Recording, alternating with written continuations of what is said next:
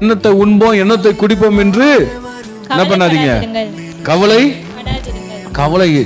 எண்ணத்தை அடுத்தது வாசிமா, எண்ணத்தை உடுப்போம்.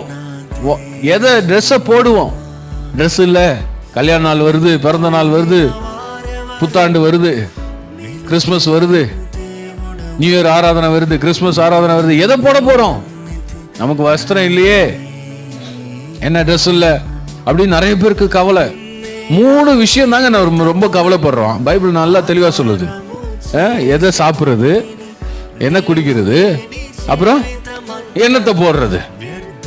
இந்த 3 விஷயத்துக்கு தான் நம்ம கவலைப்பட்டுக்கிட்டு ஓடுறோம் ஓடுறோம் ஓடுறோம், உழைக்கிறோம், எப்படியோ சம்பாதிக்க பார்க்குறோம்.